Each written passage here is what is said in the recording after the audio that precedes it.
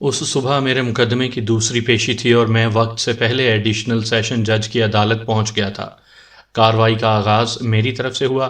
میں نے گواہوں کے کٹہرے میں کھڑی ملزم کی بڑی بہن فوزیہ شکور کی جانب رخ کیا۔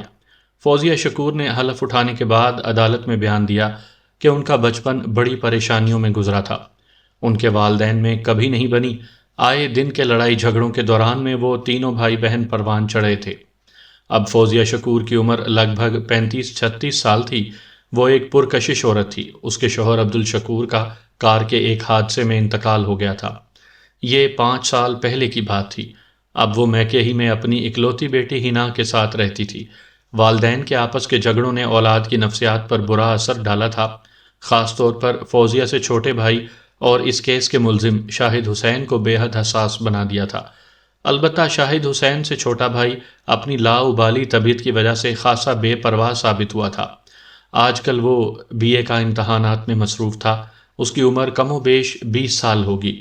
اس کا نام واحد حسین تھا۔ واحد حسین 5 سال کا تھا جب اس کے والد افتخار حسین نے اپنی بیوی حدیقہ بانو کا گلا گھونٹ کر مارنے کی کوشش کی تھی، مگر یہ تقریباً 15 سال پہلے کی بات تھی۔ اب وہ دونوں میاں بیوی اس دنیا میں نہیں تھے۔ 2 سال کے وقفے سے وہ یکے بعد دیگرے چل بسے تھے۔ فوزیہ شکور صاحبہ، میں نے اس کیس کی اہم گواہ اور ملزم شاہد حسین کی بڑی بہن پر جرح کا آغاز کرتے ہوئے کہا، آپ نے معزز عدالت کو بتایا ہے کہ ملزم شاہد حسین بچپن ہی سے بہت حساس طبیعت کا مالک تھا۔ آپ بتانا پسند فرمائیں گی کہ نیند میں چلنے والی عادت کا آغاز کب ہوا تھا؟ مجھے ٹھیک سے یاد نہیں ہے، مگر میرا خیال ہے اس وقت شاہد نے اسکول جانا شروع کر دیا تھا۔ ملزم شاہد حسین عمر میں آپ سے کتنا چھوٹا ہے؟ میں نے پوچھا۔ تقریباً 5 برس، میں نے سوال کیا۔ فوزیہ شکور صاحبہ، آپ نے ملزم کی اس بیماری کا کوئی نوٹس لیا تھا؟ میرا مطلب ہے اس کے علاج معالجے پر کوئی توجہ دی تھی؟ جی ہاں، ہم نے اسے مختلف ڈاکٹروں کو دکھایا تھا، فوزیہ نے جواب دیا، مگر کوئی خاص فائدہ نہیں ہوا تھا۔ ڈاکٹروں کا کہنا تھا کہ بچوں کا بستر میں پیشاب نکل جانا اور نیند میں چلنا یہ کوئی تشویشناک بات نہیں ہوتی۔ عمر بڑھنے کے ساتھ ساتھ بچے خود بخود نارمل ہو جاتے ہیں۔ مگر ایسا نہیں ہوا، میں نے کہا۔ ملزم کی نیند میں چلنے کی بیماری نے اسے قاتل بنا دیا۔ اس نے اپنی بیوی کی جان لے لی۔ یہ سب ایک اتفاق تھا۔ وکیل صفائی نے اپنی جگہ سے کھڑے ہوتے ہوئے کہا، میرے موکل کو قاتل کہنا کسی بھی طور پر مناسب نہیں ہے۔ وہ سوتے میں اس فعل کا مرتکب ہوا ہے۔ یہ فیصلہ کرنا معزز عدالت کا کام ہے وکیل صاحب۔ میں نے طنزیہ انداز میں وکیل صفائی کی طرف دیکھا، پھر جج کی جانب مڑ کر کہا، یور آنر، میری فاضل عدالت سے درخواست ہے کہ وکیل صفائی کو جرح کے دوران میں مداخلت سے باز رہنے کی تلقین کی جائے۔ جج نے وکیل صفائی کو ہدایت دینے کے بعد کہا، بیگ صاحب آپ جرح جاری رکھیں۔ اس مقدمے کی سماعت سیشن کورٹ کے بلاک 4 ایسٹ میں ڈسٹرکٹ اینڈ سیشن جج کی عدالت میں ہو رہی تھی۔ یہ مقدمہ پہلے ایڈیشنل ڈسٹرکٹ اینڈ سیشن جج کی عدالت میں دائر کیا گیا تھا اور استغاثہ کی پیروی ایک سرکاری وکیل کر رہا تھا۔ وکیل سرکار نے ایسی شاندار کارکردگی کا مظاہرہ کیا تھا کہ 2 ماہ گزر جانے کے باوجود بھی کیس وہیں کا وہیں تھا۔ مقتولہ صوفیہ کے بہنوئی امتیاز خان نے بعد ازاں مجھے استغاثہ کی پیروی کے لیے مقرر کیا تھا۔ امتیاز خان محمود آباد میں رہائش پذیر تھا اور گتے کے کارٹن بنانے والی ایک فیکٹری چلا رہا تھا۔ وہ ایک مقامی دوا ساز کمپنی کو سال ہا سال سے کارٹن سپلائی کر رہا تھا۔ مذکورہ کمپنی کا MD میرے دوستوں میں سے تھا اور اسی نے امتیاز خان کو مجھ سے رابطہ کرنے کا مشورہ دیا تھا۔ امتیاز خان نے وکالت نامہ سائن کرنے کے فوراً بعد میری مطلوبہ فیس کی ساری رقم پیشگی ادا کر دی تھی۔ میں نے پہلی 2 پیشیوں ہی میں اندازہ لگا لیا تھا کہ جج جانبداری سے کام لے رہا ہے۔ میں نے کسی تاخیر کے بغیر جج کے اس رویے کے خلاف اوپری عدالت میں ایک درخواست دے دی تھی۔ ڈسٹرکٹ ایسٹ جج نے میری درخواست پر فوری کارروائی کی تھی اور اس کیس کو اپنی عدالت میں منتقل کر لیا تھا۔ یہ ہر شخص کا حق ہوتا ہے کہ اگر اسے مجسٹریٹ یا جج سے انصاف کی توقع نہ ہو، جج غیر جانبداری سے کام نہ لے رہا ہو، مخالف پارٹی سے جج کی کسی بھی نوعیت کی وابستگی ہو، مثلاً رشتہ داری، دوستی یا کسی بھی طرح کی معاملے داری ہو، تو وہ اپنے مقدمے کو کسی دوسری عدالت میں منتقل کروا سکتا ہے۔ اس صورت میں DJ اس مقدمے کو یا تو اپنی عدالت میں لے لیتا ہے یا پھر کسی دوسرے ADJ کی عدالت میں بھیج دیتا ہے۔ میں نے گواہوں کے کٹہرے میں کھڑی فوزیہ شکور سے سوال کیا، فوزیہ صاحبہ، آپ نے معزز عدالت کو بتایا ہے کہ ملزم مختلف ڈاکٹروں کے زیر علاج رہا مگر کوئی افاقہ نہ ہوا۔ آپ نے اسے کسی نفسیاتی معالج یا کسی دماغی امراض کے ماہر کو بھی دکھایا تھا؟ میں بتا چکی ہوں کہ ہمارے والدین کو آپس کے جھگڑوں ہی سے فرصت نہیں تھی، وہ ہم پر کیا خاک توجہ دیتے۔ ویسے بھابھی یعنی مقتولہ صوفیہ کی زبانی مجھے معلوم ہوا تھا کہ شاہد حسین گزشتہ 1 سال سے کسی نفسیاتی معالج کے پاس علاج کی غرض سے جا رہا تھا۔ فوزیہ صاحبہ، ملزم کی شادی کو کتنا عرصہ گزر چکا ہے؟ کچھ سوچنے کے بعد اس نے جواب دیا، تقریباً 2 سال۔ آپ تو ایک عرصے سے اپنے مہکے میں رہ رہی ہیں، ملزم کی شادی میں بھی آپ پیش رہی تھیں۔ آپ بتانا پسند کریں گی کہ ملزم شاہد حسین کے اپنی بیوی سے تعلقات کیسے تھے؟ میرا مطلب ہے کیا ان میں کوئی لڑائی جھگڑا ہوتا رہتا تھا؟ جی نہیں، ایسی تو کوئی بات نہیں تھی، فوزیہ نے پر اعتماد لہجے میں جواب دیا۔ میرے خیال میں تو ان کے باہمی تعلقات قابل رشک تھے، میں نے کبھی ان میں کسی بات پر اختلاف رائے محسوس نہیں کیا، بلکہ شاہد حسین تو بھابھی سے بے انتہا محبت کرتا تھا۔ عدالت کے کمرے میں موجود مقتولہ صوفیہ کی بڑی بہن صفیہ امتیاز اچانک اٹھ کر کھڑی ہو گئی اور غصے میں چیخ کر بولی، یہ بکواس کرتی ہے، جھوٹ بولتی ہے۔ کٹہرے میں کھڑا یہ مردود آئے دن میری معصوم بہن سے مار پیٹ کیا کرتا تھا، میں نے اس کا زخم جسم کئی بار دیکھا ہے۔ وہ صوفیہ کو پہلے قسطوں میں مارتا رہا، جب اس کی خبیث روح کو تسکین نہیں ہوئی تو… آبجیکشن یور آنر، وکیل صفائی نے تیز لہجے میں کہا۔ یہ عدالت کا کمرہ ہے، کسی فلم کا سیٹ نہیں جہاں جذباتی مکالمات بول کر کسی کو متاثر کیا جا سکے۔ جج نے صفیہ امتیاز سے کہا، آپ صبر اور سکون سے کام لیں بی بی، عدالت کی کارروائی میں دخل دینا مناسب نہیں۔ وہ کپ کپاتی ہوئی آواز میں بولی، یہ سب جھوٹ بول رہے ہیں، میری معصوم بہن کے قاتل کو بچانے کی کوشش کر رہے ہیں۔ عدالت کی کوشش یہی ہے کہ گنہگار کو سزا ملے، جج نے کہا۔ آپ اپنے جذبات پر کنٹرول رکھیں اور اپنے وکیل کو بولنے کا موقع دیں۔ پھر جج نے میری جانب دیکھتے ہوئے کہا، بیگ صاحب آپ جرح جاری رکھیں۔ میں نے اس بات میں سر ہلا کر کہا، تھینک یو یور آنر۔ پھر فوزیہ سے سوال کیا، فوزیہ صاحبہ، آپ نے فاضل عدالت کو بیان دیا ہے کہ ملزم عرصہ دراز سے نیند میں چلنے کے مرض میں مبتلا تھا، کیا شادی سے پہلے صوفیہ کے گھر والوں کو ملزم کے اس خطرناک بیماری کے بارے میں بتا دیا گیا تھا؟ وکیل صفائی نے اپنی جگہ سے اٹھ کر جلدی سے کہا، مجھے اعتراض ہے جناب، نیند میں چلنا ایک بے ضرر سی عادت ہے، اسے خطرناک بیماری نہیں کہا جا سکتا۔ میں نے گھور کر وکیل صفائی کی جانب دیکھا، پھر جج کی جانب مڑ کر کہا، جناب عالی، کسی عادت کے خطرناک یا بے ضرر ہونے کا فیصلہ نتائج سے اخذ کیا جاتا ہے۔ ملزم کی خطرناک عادت ایک انسان کی جان لے چکی ہے، اس لیے اس عادت کو بلا تعمل ایک خطرناک بیماری کہا جا سکتا ہے۔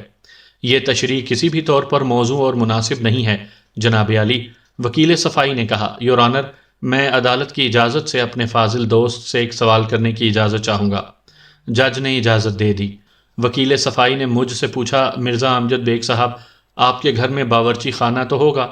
میں نے اس بات میں جواب دیا۔ وکیل صفائی نے سوال کیا، اس باورچی خانے میں یقیناً ایک عدد چھری بھی ہوگی؟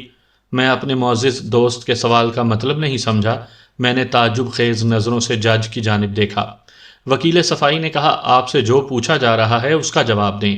ہاں، میں نے جھنجھلاہٹ آمیز لہجے میں جواب دیا، میرے باورچی خانے میں چھری موجود ہے۔ وکیل صفائی جج کی جانب مڑتے ہوئے بولا، یور آنر، ایک چھری عام طور پر پھل اور سبزی وغیرہ کاٹنے کے کام آتی ہے، لیکن اس کی مدد سے کسی انسان کا نرخرا بھی کاٹا جا سکتا ہے، مگر چھری کی کاٹنے کی خاصیت کی بنا پر ہم تمام چھریوں پر خطرناک کا لیبل چسپاں کر کے ان کے استعمال کو ممنوع قرار نہیں دے سکتے۔ اگر ایسا ہوتا تو گھر میں چھری رکھنے کے لیے باقاعدہ لائسنس حاصل کرنا پڑتا۔ جس طرح ہر چھری کو آلہ قتل نہیں کہا جا سکتا، بعین ہی ایک ہی واقعے کی بنا پر نیند میں چلنے کی عادت کو خطرناک بیماری کا نام نہیں دیا جا سکتا، ورنہ دنیا کی تمام میڈیکل ڈکشنریز میں تبدیلی کرنا پڑے گی۔ جج نے اس کے اعتراض کو درست تسلیم کرتے ہوئے کہا، بیگ صاحب، آپ اپنے سوال میں سے خطرناک بیماری کا لفظ حذف کر کے صرف عادت کا لفظ استعمال کریں۔ میں نے کہا، فوزیہ صاحبہ، آپ نے میرے سوال کا جواب نہیں دیا، آپ اپنا سوال دہرائیں۔ میں نے جج کی ہدایت کو مد نظر رکھتے ہوئے کہا، فوزیہ صاحبہ، کیا شادی سے پہلے مقتولہ کے گھر والوں کو ملزم کی اس عادت سے آگاہ کر دیا گیا تھا؟ جی ہاں، ہم نے سب کچھ تفصیل سے بتا دیا تھا۔ جھوٹ کی بھی کوئی انتہا ہوتی ہے جج صاحب، مقتولہ کے بہنوئی امتیاز خان نے اپنی جگہ سے کھڑے ہوتے ہوئے کہا، یہ عورت بالکل غلط کہہ رہی ہے، ہمیں شادی سے قبل ایسی کوئی بات نہیں بتائی گئی تھی۔ صوفیہ کو دانستہ قتل کیا گیا ہے، یہ شخص ظالم ہے، اس کے ظلم کی داستانیں میں 2 سال سے سنتا چلا آ رہا ہوں۔ یہ صوفیہ پر بے پناہ تشدد کرتا تھا، اسے مسٹر امتیاز خان، آپ کا اور آپ کی بیگم کا بیان ہو چکا ہے، جج نے تنبیہی انداز میں کہا۔ آپ عدالت کو پہلے بھی یہ سب کچھ بتا چکے ہیں، عدالت آپ کے دلی جذبات کو سمجھتی ہے، آپ خاموشی سے بیٹھ جائیں اور عدالتی کارروائی میں رکاوٹ نہ ڈالیں۔ امتیاز خان شکست خوردہ انداز میں اپنی سیٹ پر بیٹھ گیا۔ میں دیکھ رہا تھا کہ وہ بڑی مشکل سے اپنے غصے پر قابو پائے ہوئے تھا۔ وکیل صفائی نے اٹھ کر کہا، یور آنر، استغاثہ کا میرے موکل کو ظالم قرار دینا محض ایک جذباتی بات ہے۔ میرا موکل اپنی بیوی کو بہت خوش رکھتا تھا۔ اس کا ثبوت یہ ہے کہ صوفیہ نے کبھی اس کے خراب رویے کی شکایت نہیں کی تھی۔ ہاں، چھوٹی موٹی باتیں تو ہر گھر میں ہوتی رہتی ہیں، ان کی بے بنیاد باتوں پر فلک بوس عمارتوں کی تعمیر نہیں شروع کر دینا چاہیے۔ ہمیں محترمہ صوفیہ امتیاز اور ان کے شوہر کے جذبات کا احساس ہے، لیکن انہیں عدالت کے وقار کے خلاف ورزی کرنے کی اجازت نہیں دینی چاہیے۔ جج نے میری طرف دیکھتے ہوئے کہا، بیگ صاحب، آپ کو کچھ اور پوچھنا ہے؟ مجھے اور کچھ نہیں پوچھنا یور آنر، میں نے کہا اور اپنی جگہ پر آ کر بیٹھ گیا۔ اگلی گواہی ملزم کے چھوٹے بھائی واحد حسین کی تھی۔ گواہیوں کے کٹہرے میں آ کر اس نے حلف اٹھایا۔ وہ اپنا بیان دے چکا تو میں نے سوالات کا سلسلہ شروع کیا۔ واحد حسین صاحب، آپ کی عمر اس وقت کیا ہوگی؟ 20 سال، اس نے بلا تامل جواب دیا۔ آپ ملزم شاہد حسین کو کب سے جانتے ہیں؟ میرے اس عجیب و غریب سوال پر وہ سٹ پٹا گیا، پھر غصے سے بولا، آپ کا مطلب کیا ہے وکیل صاحب؟ اس نے الٹا مجھ سے سوال کر ڈالا۔ میں نے کہا، آپ سے جو پوچھا جا رہا ہے اس کا جواب دیں۔ آپ ملزم شاہد حسین کو کب سے جانتے ہیں؟ اس نے الجھی ہوئی نظروں سے جج کی جانب دیکھا۔ جج نے کہا، وکیل صاحب جو پوچھ رہے ہیں اس کا جواب دیا جائے۔ شاہد حسین میرے بڑے بھائی ہیں، وہ غصیلی نظروں سے مجھے دیکھتے ہوئے بولا۔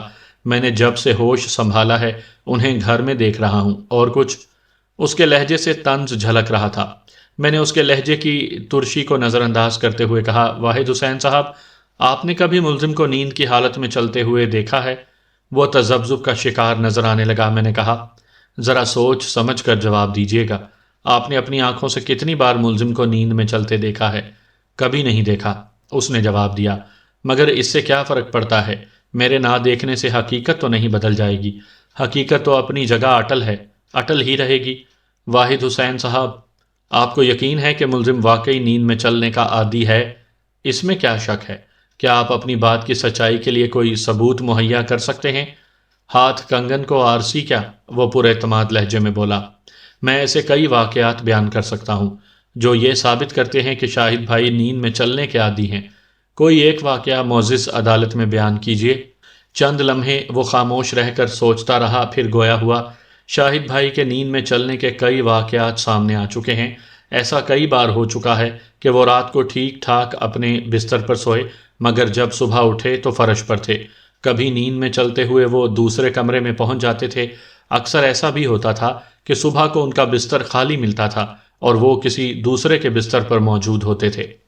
میں نے ہاتھ کے اشارے سے اسے مزید بولنے سے روک دیا، پھر ذرا سخت لہجے میں کہا، کوئی ایسا واقعہ بیان کریں جس میں آپ کی ذات براہ راست ملوث رہی ہو۔ مجھے اعتراض ہے جناب عالی، وکیل صفائی نے اٹھ کر ناگوار لہجے میں کہا۔ وکیل استغاثہ خواہ مخواہ عدالت کا قیمتی وقت برباد کر رہے ہیں۔ میں نے کہا، یور آنر، ملزم اپنی اسی عادت کے ہاتھوں قتل جیسے سنگین جرم کا مرتکب ہوا ہے۔ مذکورہ عادت پر بات کرنے سے معزز عدالت کا قیمتی وقت کیسے برباد ہو سکتا ہے؟ وکیل صفائی نے کہا، یور آنر، میرے موکل سے یہ فعل نادانستگی میں سرزد ہوا ہے، اسے قتل عمد نہیں کہا جا سکتا، اور جب تک کسی شخص پر جرم ثابت نہ ہو جائے اسے مجرم قرار دینا عدالتی اصولوں کے منافی ہے۔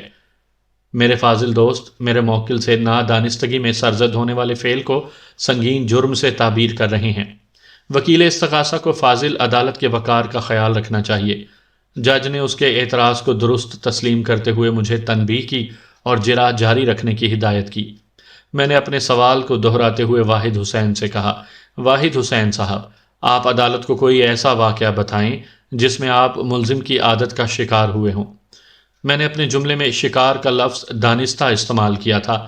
در حقیقت اس سے میرا مقصد وکیل صفائی کو اشتعال دلانا تھا، مگر خلاف توقع وکیل صفائی نے صبر و سکون کا مظاہرہ کرتے ہوئے آبجیکشن یور آنر کہنے سے اجتناب برتا۔ ایک مرتبہ شاہد بھائی نے سوتے میں مجھے آن دبوچا تھا، واحد حسین نے کہنا شروع کیا، مگر یہ بہت عرصہ پہلے کی بات ہے۔ اس وقت ان کی شادی نہیں ہوئی تھی۔ رات تقریباً 1:30-2 بجے کا وقت ہوگا۔ اس وقت میں گہری نیند میں تھا۔ دم گھٹنے کی وجہ سے میری آنکھ کھل گئی تھی۔ میں نے دیکھا شاہد بھائی بری طرح مجھ سے الجھے ہوئے تھے اور مجھے اپنے نیچے دبا رکھا تھا۔ میں نے زور زور سے چیخنا چلانا شروع کر دیا تو وہ ہوش میں آ گئے، پھر ندامت آمیز قدموں سے چلتے ہوئے اپنے کمرے کی طرف بڑھ گئے۔ میں نے پوچھا، واحد صاحب آپ ذرا اچھی طرح سوچ کر بتائیں، جب یہ واقعہ پیش آیا تو اس وقت رات کا کیا بجا تھا؟ مجھے اچھی طرح یاد ہے، واحد حسین نے بتایا۔ شاہد بھائی کے وہاں سے جانے کے بعد میں نے دیوار گیر کلاک میں وقت دیکھا تھا، رات کے 2 بج رہے تھے۔ Please note it your honour, میں نے جج کی طرف مڑتے ہوئے کہا۔ پوسٹ مارٹم کی رپورٹ کے مطابق مقتولہ صوفیہ کی موت کا وقت بھی رات کے 1 سے 3 بجے کا بتایا گیا ہے۔ وکیل صفائی نے اٹھ کر کہا، اس سے آپ کیا ثابت کرنا چاہتے ہیں؟ میں آپ کو بتانا ضروری نہیں سمجھتا، میں نے انتہائی روکھے پھیکے لہجے میں جواب دیا، پھر اپنا روئے سخن جج کی جانب موڑتے ہوئے کہا، یور آنر میں قبل از وقت اس سلسلے میں کوئی وضاحت کرنا مناسب نہیں سمجھتا۔ انشاءاللہ موقع پر معزز عدالت کے سامنے میں اس بات کی تفصیل ضرور بیان کروں گا۔ اس وقت میری فاضل عدالت سے بس اتنی سی درخواست ہے کہ مقتولہ کی موت کا وقت اور ملزم کے بھائی واحد حسین کے ساتھ پیش آنے والے ناخوشگوار واقعے کا وقت وہ نوٹ کیا جائے، اور اس بات کو بھی یاد رکھا جائے کہ کراچی جیسے اس صنعتی اور ترقی یافتہ شہر میں بسنے والے لوگوں کی اکثریت اس وقت اپنی نیند کے ابتدائی سٹیج سے گزر رہی ہوتی ہے، یعنی ان کی نیند کو گہری نیند نہیں کہا جا سکتا۔ میں لوگوں کی اکثریت کی بات کر رہا ہوں، ورنہ کچھ لوگ تو سر شام ہی سونے کے عادی ہوتے ہیں۔ جج سر جھکا کر کچھ لکھنے لگا۔ میں واپس اپنی سیٹ پر آ کر بیٹھ گیا۔ کچھ دیر کے بعد جج نے سر اٹھا کر وکیل صفائی کی جانب دیکھا، پھر کہا، اب مقدمے کے ایک اہم گواہ ڈاکٹر طفیل ہاشمی کو پیش کیا جائے۔ ڈاکٹر طفیل ہاشمی اس نفسیاتی معالج کا نام تھا جو گزشتہ 1 سال سے ملزم شاہد حسین کا علاج کر رہا تھا۔ چپڑاسی نے برآمدے میں جا کر 3-4 بار ڈاکٹر طفیل ہاشمی کے نام کی صدا لگائی، مگر کچھ حاصل نہ ہوا۔ طفیل ہاشمی اپنی پیشی پر حاضر نہیں ہوا تھا۔ جج نے تفتیشی افسر کو ہدایت دی کہ آئندہ پیشی پر ملزم کے نفسیاتی معالج ڈاکٹر طفیل ہاشمی کو ضرور لایا جائے۔ اس کے بعد جج نے آئندہ پیشی کی تاریخ دے کر عدالت برخاست کر دی۔ لوگ اٹھ کر جانے لگے تو اتفاق سے میری نظر وکیل صفائی پر پڑ گئی۔ وہ مجھے ایسی نظروں سے گھور رہا تھا جیسے میں نے اس کی بھینس چوری کر لی ہو۔ میں نے وہیں رک کر اسے نکل جانے کا موقع فراہم کیا۔ میں اپنی فائلیں سنبھال کر عدالت کے کمرے سے باہر نکلا تو میں نے دیکھا وکیل صفائی اپنے موکل ملزم شاہد حسین کے ساتھ سرگوشیوں میں مصروف تھا۔ یقیناً وہ اسے تسلیاں دے رہا ہوگا کہ وہ اسے باعزت بری کروا لے گا۔ وہ اس وقت اسٹامپ فروشوں اور وثیقہ نویسوں کے لیے بنائے گئے شیڈ کے پاس کھڑے راز و نیاز میں مصروف تھے۔ مجھ پر نظر پڑی تو تفتیشی افسر مجھے دیکھ کر مسکرا دیا۔ تفتیشی افسر ایک ASI تھا اور اس کے ساتھ 2 کانسٹیبل بھی موجود تھے۔ اس نے ملزم شاہد حسین کی ہتھکڑی کی زنجیر ایک کانسٹیبل کو تھما دی اور میری جانب بڑھایا۔ میں اس کے قریب پہنچا تو وہ بولا، بیگ صاحب آپ کی ایک بات میری سمجھ میں نہیں آئی۔ میں نے سوالیہ نظروں سے اس کی طرف دیکھا۔ کون سی بات؟ آپ نے کارروائی کے اختتام پر جج کو جو بات نوٹ کرائی ہے، میں اس کا مطلب نہیں سمجھا۔ وقت سے پہلے وہ بات سمجھ میں آنے والی نہیں ہے، میں نے مسکراتے ہوئے کہا۔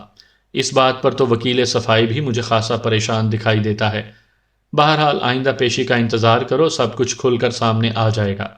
تفتیشی افسر نے ستائشی نظروں سے مجھے دیکھا، پھر کہا، بیگ صاحب ملزم بچ کر جانا نہیں چاہیے۔ آپ کو اندازہ ہو گیا ہوگا کہ وکیل صفائی اسے بچانے کی پوری کوشش کر رہا ہے۔ وہ شک کا فائدہ دے کر اسے بری کرانے کی کوشش کرے گا۔ تم فکر نہ کرو، میں نے تسلی آمیز لہجے میں کہا۔ اس مقدمے کے ہر پہلو پر میری گہری نظر ہے۔ انشاءاللہ میں ملزم کو مجرم ثابت کرنے میں کامیاب ہو جاؤں گا۔ وہ جاتے جاتے بولا، ہم پولیس والے پہلے ہی بہت بدنام ہیں، لوگوں کا ہمارے اوپر سے اعتبار اٹھ گیا ہے۔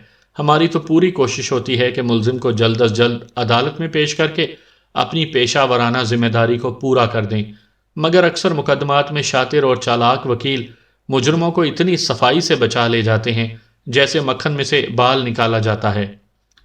اس کیس میں ایسا کچھ نہیں ہوگا، میں نے پر اعتماد لہجے میں کہا۔ میں اپنے موکل کو عدالت سے انصاف دلانے کی پوری کوشش کروں گا۔ میں نے مقتولہ صوفیہ کے موت کے وقت کے بارے میں جج کو جو بات نوٹ کروائی تھی وہ میری توقع کے عین مطابق کسی کی بھی سمجھ میں نہیں آئی تھی، اور میرا مقصد بھی یہی تھا۔ میں نے گزشتہ روز ہی اپنے ایک دوست اور شہر کے معروف سائیکالوجسٹ جن کا نام آپ آفتاب چودھری فرض کر لیں، ان سے ملاقات کی تھی۔ ایک طویل نشست میں انہوں نے مجھے نیند میں چلنے اس پر ایک لیکچر دیا تھا اور دنیائے طب کی تازہ ترین تحقیقات سے متعلق لٹریچر بھی فراہم کر دیا تھا۔ مجھے ملزم شاہد حسین کے نفسیاتی معالج ڈاکٹر طفیل ہاشمی پر جرح کرنی تھی۔ یہ سب کچھ اس کے لیے بہت ضروری تھا۔ عدالتی کارروائی سے فارغ ہو کر میں اپنے آفس پہنچا تو سپہر کے 4 بج رہے تھے۔ میں نے اپنی سیکرٹری سے دن بھر کی رپورٹ لی۔ آج کوئی نیا موکل نہیں آیا تھا۔ میں نے فیصلہ کیا کہ اب اطمینان سے رات ہی کو اس کیس کا مطالعہ کروں گا۔ میں نے آفس بوائے سے کہا کہ وہ آفس کو بند کر دے۔ سیکرٹری کو بھی میں نے آج جلدی چھٹی دے دی۔ کچھ ہی دیر کے بعد میں اپنی گاڑی میں گھر کی جانب رواں دواں تھا۔ آج مجھے ایک اور اہم کام بھی کرنا تھا، اور وہ کام تھا طفیل ہاشمی سے ملاقات۔ سامعین کرام، آپ سن رہے ہیں مرزا امجد بیگ ایڈوکیٹ کے لڑے گئے مقدمات میں سے ایک دلچسپ مقدمے کی رداد جس کا نام ہے خود گرفتہ۔ یہ اس سلسلے کی پہلی قسط ہے۔ مجھے امید ہے آپ کو میری یہ کاوش پسند آئے گی۔ آپ نے اگر ابھی تک میرا چینل کہانی گھر سبسکرائب نہیں کیا تو ابھی میرے چینل کو سبسکرائب کر کے بیل نوٹیفیکیشن آن کر لیجئے تاکہ آنے والی ہر نئی کہانی کی اطلاع بر وقت آپ تک پہنچ سکے۔ میں سو کر اٹھا تو اس وقت رات کے 8 بج رہے تھے۔ جولائی کا مہینہ تھا، اچھی خاصی گرمی تھی۔ میں نے جلدی جلدی غسل کر کے لباس تبدیل کیا، پھر چائے پینے کے بعد اپنی گاڑی کو شاہراہ فیصل کی جانب دوڑا دیا۔ ڈاکٹر طفیل ہاشمی کا نفسیاتی کلینک ایک نو تعمیر شدہ ملٹی سٹوری بلڈنگ میں تھا۔ میں لفٹ کے ذریعے 5ویں منزل پر پہنچا تو میری گھڑی رات 9 بجے کا وقت بتا رہی تھی۔ مجھے معلوم ہوا تھا کہ ڈاکٹر طفیل 8:30 سے رات 10 بجے تک کلینک پر موجود ہوتے ہیں، مگر وہاں پہنچ کر مجھے مایوسی کا سامنا کرنا پڑا۔ میرا مطلوبہ کلینک بند پڑا تھا۔ کلینک کے برابر میں ایک اور دفتر تھا۔ میں نے وہاں سے معلوم کیا تو پتہ چلا کہ ڈاکٹر صاحب اپنی فیملی کے ہمراہ 10 روزہ تفریحی دورے پر شمالی علاقوں کی سیر کو گئے ہوئے تھے۔ آج ڈاکٹر صاحب کی عدالت میں حاضر نہ ہونے کی وجہ اب میری سمجھ میں آ گئی تھی۔ میں واپس اپنی گاڑی میں پہنچا، گاڑی کو سٹارٹ کیا اور اس کا رخ کورنگی کی جانب موڑ دیا۔ ملزم شاہد حسین کی رہائش کورنگی کے گنجان آباد حصے میں تھی۔ وہ 30-32 سال کا ایک دبلا پتلا شخص تھا۔ اس کا شمار خوب رو مردوں میں تو نہیں ہوتا تھا، تاہم میں نے محسوس کیا تھا کہ وہ صنف نازک کے لیے لچھے دار باتوں کے ذریعے کچھ کشش ضرور رکھتا تھا۔ شاہد حسین شام کو شائع ہونے والے ایک اخبار میں بطور نیوز ایڈیٹر ملازم تھا۔ 2 سال قبل شاہد حسین نے صوفیہ سے شادی کی تھی۔ یہ شادی ایک رشتے کروانے والی خالہ کے توسط سے ہوئی تھی۔ دونوں خاندان شادی سے پیشتر ایک دوسرے سے ناآشنا تھے۔ صفیہ اور صوفیہ 2 بہنیں تھیں۔ صوفیہ ابھی ماں کے پیٹ میں تھی جب اس کا باپ شفقت علی روزگار کے سلسلے میں بیرون ملک چلا گیا تھا۔ پھر اس کا کچھ پتہ نہ چلا، کوئی خبر نہ آئی۔ خدا جانے اسے زمین نگل گئی تھی یا آسمان کھا گیا تھا۔ صفیہ کی عمر اس وقت 2.5-3 سال تھی۔ اس کی ماں وقار النساء نے زندگی کے آخری لمحات تک اپنے شوہر کی واپسی کا انتظار کیا تھا۔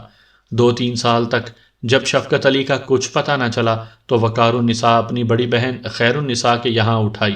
اس دوران میں صوفیہ تولد ہو چکی تھی۔ وقار النساء نے محنت مزدوری کر کے اپنی بچیوں کی پرورش شروع کر دی۔ خیر النساء کے میاں اشرف علی کی اچھی آمدنی تھی۔ وقار النساء اگر چاہتی تو انہی کے در پر پڑی رہتی، مگر خودداری اس کے پاؤں کی زنجیر بن جاتی تھی۔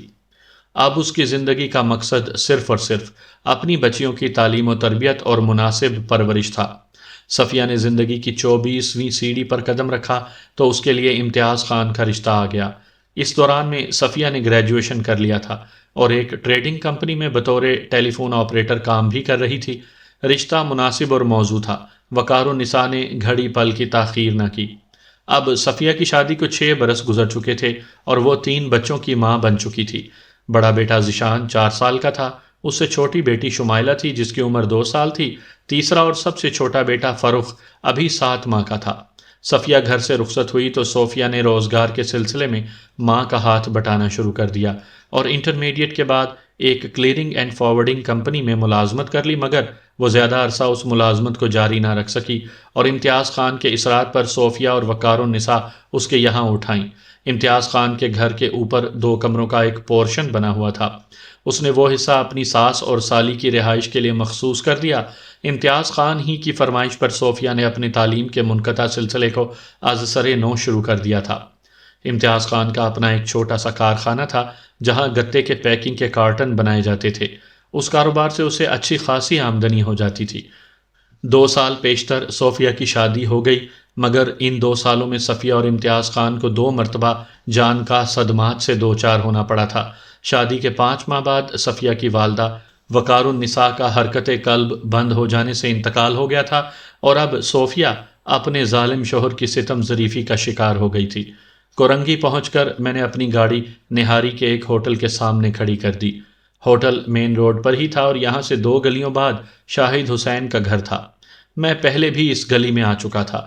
شاہد حسین کے گھر کے سامنے منظور نامی ایک شخص کا گھر تھا اور ماموں بریانی والا کے نام سے مشہور تھا۔ ایک خاص بات یہ تھی کہ شاہد حسین کا گھر 2 منزلہ تھا۔ بالائی منزل شاہد حسین اور صوفیہ کے استعمال میں تھی، جبکہ مکان کے زیریں حصے میں شاہد حسین کا چھوٹا بھائی واحد حسین اور بڑی بہن فوزیہ اپنی 8 سالہ بیٹی کے ساتھ رہتی تھیں۔ ماموں بریانی والے کا گھر عین شاہد حسین کے گھر کے سامنے تھا اور اتفاق سے وہ گھر بھی 2 منزلہ تھا۔ ماموں بریانی والا منظور خود بالائی حصے میں رہتا تھا، نیچے والا حصہ اس نے کرائے پر اٹھا رکھا تھا۔ شاہد حسین کے گھر کی دائیں جانب والے مکان میں ایک پٹھان فیملی آباد تھی اور بائیں جانب والے گھر پر تالا پڑا تھا۔ بیرونی دروازے پر برائے فروخت کی ایک تختی لٹک رہی تھی۔ میری نظر آ کر ماموں بریانی والے پر ٹکتی تھی۔ مجھے قوی امید تھی کہ اس سے کوئی کام کی بات معلوم ہو سکتی تھی۔ نہاری والے ہوٹل کی چائے کی میں نے بہت تعریف سن رکھی تھی۔ میں گاڑی سے نکل کر ہوٹل کے اندر آ بیٹھا۔ دوسرے ہی لمحے ایک آدمی میرے سر پر سوار ہو گیا۔ میں خاموشی سے اس کا منہ تکتا رہا۔ جب اس نے رٹا رٹایا سبق ایک ہی سانس میں ختم کیا تو میں نے کہا، ایک چائے کڑک، چینی کم۔ وہ چائے لے کر آیا تو میں نے پوچھا، ایک کام کرو گے؟ بتاؤ سیٹھ، سگریٹ منگوانا ہے، گولڈ لیف یا ووڈ پائن؟ میں نے ہاتھ کے اشارے سے اسے خاموش کرتے ہوئے کہا، مجھے سگریٹ وغیرہ نہیں منگوانا ہے۔ تو پھر؟ وہ سوالیہ نظروں سے میری جانب دیکھتا ہوا بولا۔ میں نے سرگوشیانہ انداز میں کہا، تم ماموں بریانی والے کو جانتے ہو؟ ماموں بریانی والے کو کون نہیں جانتا؟ وہ بے پرواہی سے بولا۔ یہاں کا بچہ بچہ اس سے واقف ہے۔ بولو کیا کام ہے ماموں بریانی والے سے؟ اس کا گھر یہاں سے، مجھے اس کا گھر معلوم ہے، میں نے اس کا جملہ قطع کرتے ہوئے کہا۔ پھر 10 روپے کا ایک نوٹ اس کی طرف بڑھاتے ہوئے میں نے اضافہ کیا، تم ذرا ماموں بریانی والے کو بلا کر یہاں لے آؤ۔ وہ مشکوک نظروں سے میری جانب دیکھنے لگا، تاہم 10 روپے کا نوٹ اس نے جھپٹ کر فوراً اپنی جیب میں ڈال لیا۔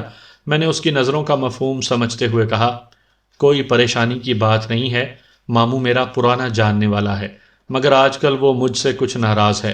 میں گھر پر جاؤں گا تو ممکن ہے وہ ملنے سے انکار کر دے۔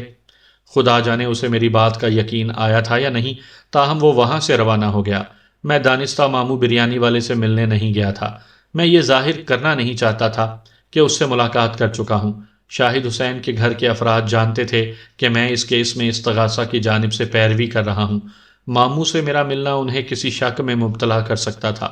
حیرت انگیز بات یہ تھی کہ منظور المعروف با ماموں بریانی والے نے پولیس کو کوئی بیان نہیں دیا تھا، حالانکہ وہ شاہد حسین کا پڑوسی ہونے کے ساتھ ساتھ اس علاقے کی معروف شخصیت بھی تھا۔ 10 منٹ کے بعد ماموں میرے سامنے دوسری کرسی پر بیٹھا ہوا تھا۔ جانے وہ لڑکا اسے کیا کہہ کر لایا تھا۔ ماموں باروب شخصیت کا مالک ایک ادھیڑ عمر شخص تھا۔ میں نے ٹیبل والے کو ایک اور چائے لانے کو کہا اور اس کے بعد اپنا تعارف کروایا۔ میرا نام مرزا امجد بیگ ایڈوکیٹ ہے، میں نے شائستہ انداز میں کہا۔ میں صوفیہ مرڈر کیس میں استغاثہ کا وکیل ہوں۔ ماموں نے چونک کر میری جانب دیکھا۔ تو آپ بیگ صاحب ہیں؟ وہ پر اشتیاق نظروں سے مجھے دیکھتے ہوئے بولا، بھائی بیگ صاحب، میں تو آپ کا پرستار ہوں، آپ تو کمال کے وکیل ہیں۔ میں نے آپ کی کئی کہانیاں پڑھ رکھی ہیں، مجھے یقین نہیں آ رہا کہ آپ سے ملاقات ہو رہی ہے۔ آپ نے خواہ مخواہ زحمت کی، اگر مجھ سے کوئی کام تھا تو حکم کیا ہوتا، میں خود حاضر ہو جاتا۔ وہ ایک ہی سانس میں کہتا چلا گیا۔ پھر 1 گھنٹے تک ہم وہیں ہوٹل میں ہی بیٹھے باتیں کرتے رہے۔ وہ بار بار مجھے اپنے گھر لے جانے کے لیے اصرار کر رہا تھا، مگر جب میں نے اسے صورتحال سے آگاہ کیا تو اسے صبر آ گیا۔ ماموں بریانی والے سے میری ملاقات توقع کے مطابق بہت سود مند ثابت ہوئی تھی۔ اس سے حاصل ہونے والی معلومات کی روشنی میں میرے لیے وہ اس کیس میں ایک اہم گواہ کی حیثیت اختیار کر گیا تھا۔ میں جب گھر واپس پہنچا تو رات کے 11:15 بج چکے تھے۔ میں گھر میں داخل ہوا تو ٹیلی فون کی گھنٹی نے میرا استقبال کیا۔ میں نے فوراً رسیور اٹھایا۔ ہیلو بیگ صاحب، آپ کہاں غائب ہیں جناب؟ دوسری جانب امتیاز خان تھا۔ میں نے اسے آواز سے پہچان لیا تھا۔ وہ کہہ رہا تھا، یہ میں 10ویں بار فون کر رہا ہوں۔ کیوں، خیریت؟ میں نے استفسار کیا۔ رسیور میں امتیاز خان کی آواز ابھری۔ بالکل خیریت ہے بیگ صاحب، بس ایک ضروری اطلاع آپ کو پہنچانا تھی۔ میں ابھی ابھی گھر پہنچا ہوں۔ میں نے کہا، اگر اس ضروری اطلاع میں 10 منٹ کی مزید تاخیر ہو جائے گی تو کوئی مضائقہ تو نہیں؟ کوئی فرق نہیں پڑے گا، دوسری طرف سے کہا گیا۔ ٹھیک ہے، میں نے کہا، آپ ٹھیک 10 منٹ کے بعد فون کریں، جب تک میں چینج کر لوں گا۔